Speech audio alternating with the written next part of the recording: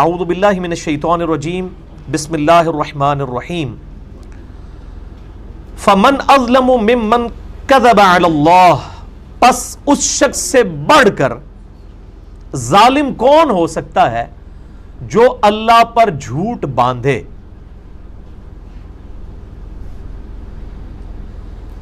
یعنی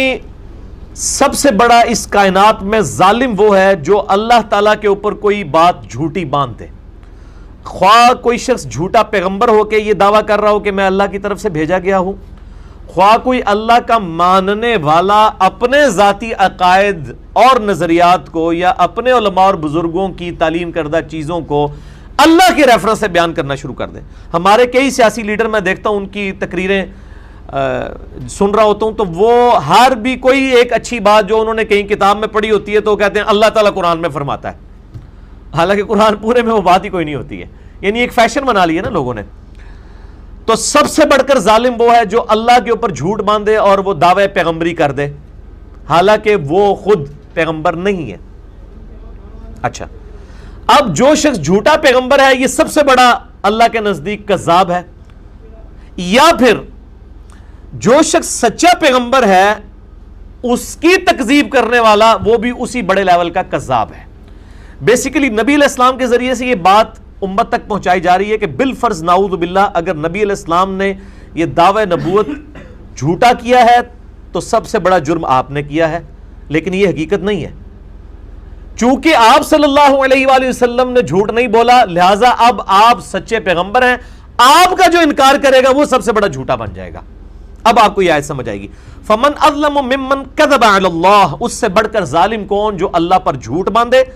وکذب بالصدق، یا پھر اس سے بڑھ کر ظالم کون ہے جو سچائی کے آنے کے بعد اس کو جھٹلا دے۔ جھوٹا دعوی پیغمبری کرنے والا سب سے بڑا جھوٹا، اور اگر دعوی پیغمبری کرنے والا سچا ہے تو اس کو جھٹلانے والا سب سے بڑا جھوٹا ہو گیا۔ اذ جاء، جب کہ اس کے پاس سچائی آ چکی۔ الیس فی جہنم مثوی للکافرین، کیا جہنم بڑا ہی برا ٹھکانہ نہیں ہے کفر کرنے والوں کا؟ اور میں یہ اکثر بیان کرتا ہوں کہ کفر کا ترجمہ انڈیا پاکستان بنگلہ دیش میں کر دیا گیا، شاید ہندو سکھ اور عیسائی، قرآن کی ٹرم میں ہندو سکھ عیسائی بھی کافر ہیں، لیکن عملاً وہ شخص بھی کافر ہے جو اللہ اور اس کے رسول کو مان رہا ہو لیکن اللہ اور اس کے رسول کی نہ مان رہا ہو۔ کفران نعمت کرنے والا عملاً تو کافر ہے۔ صحیح مسلم میں حدیث ہے انٹرنیشنل نمبر کے مطابق کتاب الایمان چیپٹر میں 246 کہ آپ صلی اللہ علیہ وآلہ وسلم نے فرمایا کہ بندے کے ایمان اور کفر کے درمیان جو لائن ہے، لکیر ہے، وہ نماز ہے۔ یعنی نماز پڑھنے والا مؤمن ہے، نماز نہ پڑھنے والا عملاً تو کافر ہے۔ وہ پاکستان کی شناختی کارڈ میں مسلمان لکھا جائے گا لیکن اللہ کے حضور وہ عملاً کافر ہے۔ والذی جاء بالصدق وصدق به اولئک هم المتقون، اور وہ ہستی جو اس سچ کو لے کر آئی ہے یعنی نبی صلی اللہ علیہ وآلہ وسلم،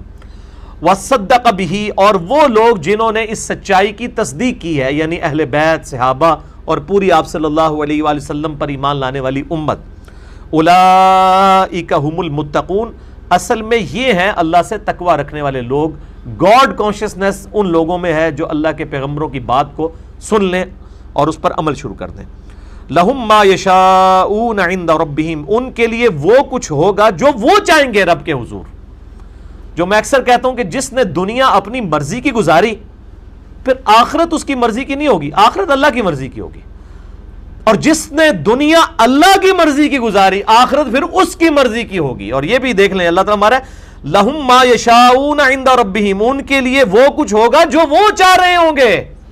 اللہ کا چاہنا نہیں، ان کا جو چاہنا ہوگا، جو ان کی خواہش ہوگی اللہ وہ کچھ ان کے لیے کر دے گا۔ ذالک جزاء المحسنین، یہ صلہ ہے نیکوکاروں کا، احسان کی روش اختیار کرنے والوں کا۔